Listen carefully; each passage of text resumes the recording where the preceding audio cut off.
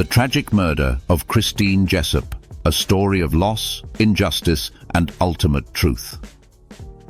The murder of 9-year-old Christine Jessop in Queensville, Ontario in 1984 stands as one of the most heartbreaking and controversial cases in Canadian history. The tragic crime took an even darker turn when an innocent man, Paul Morin, was wrongfully convicted of her murder, highlighting the failures of the criminal justice system. After years of enduring uncertainty, the case was finally resolved in 2020 when the true murderer was identified through DNA technology. Christine's case not only left an indelible scar on Ontario, but also became a powerful symbol of the fight for justice. The disappearance of Christine Jessop. On October 3, 1984, Christine Jessop, a cheerful and energetic girl, returned home from school to an empty house in the quiet rural community of Queensville, Ontario. Her mother had gone to the city to pick up Christine's father, who had been in jail for minor fraud charges. Christine was expected to stay home and wait for them, but she had plans to meet a friend at the nearby park. When Christine's family returned home later that day, they found the house empty. At first, they assumed Christine was playing with her friend, but as night fell and she didn't return, they began to worry. The family searched the neighborhood and asked around, but no one had seen her. It quickly became apparent that something was terribly wrong.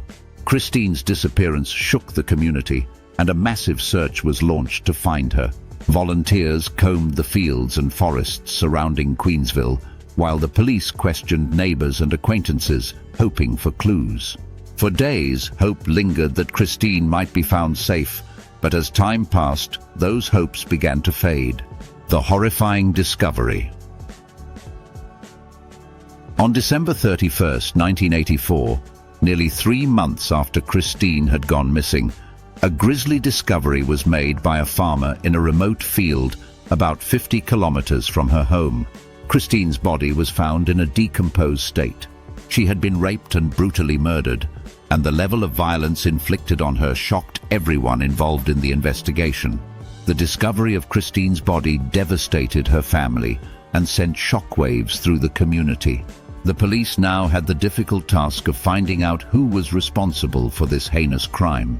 Early in the investigation, they turned their attention to Paul Morin, a neighbor of the Jessop family who lived next door. Morin, a 24-year-old quiet and eccentric man, had initially been interviewed by police shortly after Christine's disappearance, but had not been considered a serious suspect at the time. However, as the investigation progressed, Morin's behavior was deemed suspicious by police. He was known to be somewhat of an outsider in the community, a quiet man who played the clarinet and kept to himself. The police began to build a case against him, believing that his odd demeanor pointed to guilt. Despite a lack of physical evidence, Morin became the primary suspect. The wrongful conviction of Paul Morin. On April 22, 1985, Paul Morin was arrested and charged with Christine Jessop's murder.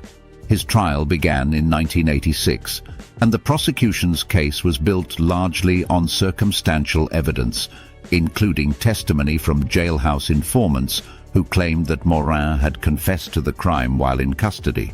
Morin maintained his innocence throughout the trial, and his defense team argued that there was no solid evidence linking him to the crime. In fact, hair and fiber evidence presented at trial was later revealed to be unreliable. Despite this, Morin was acquitted in his first trial. However, the Crown appealed the acquittal, and a second trial was ordered in 1992. During this trial, the same flawed evidence and questionable testimony were used to convict Morin of first-degree murder. He was sentenced to life in prison, a devastating outcome for Morin and his family. The conviction of Paul Morin was controversial from the start.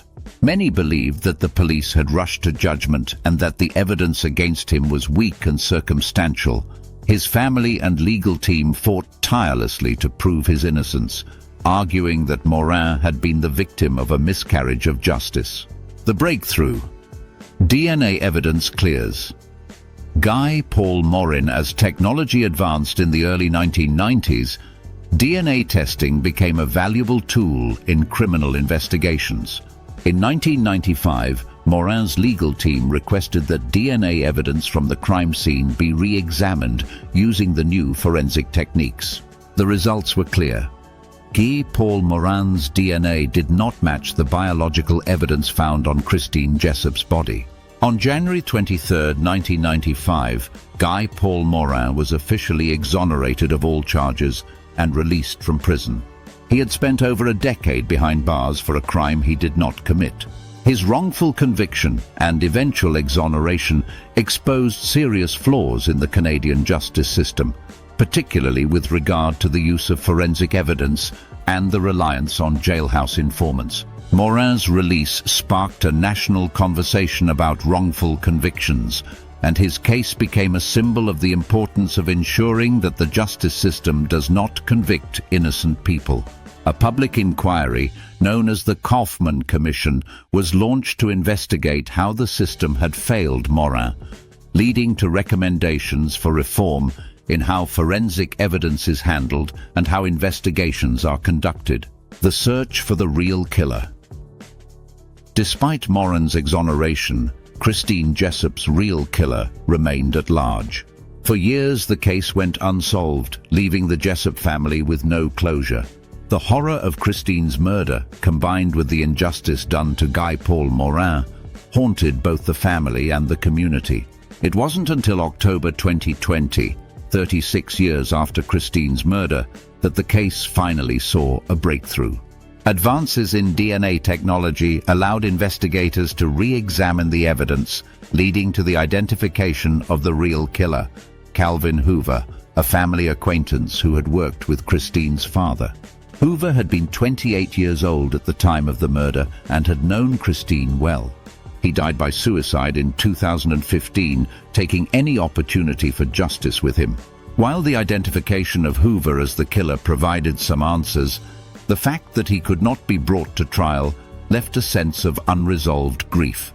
Christine's family, while relieved to know the truth, was left grappling with the reality that her killer had lived freely for decades.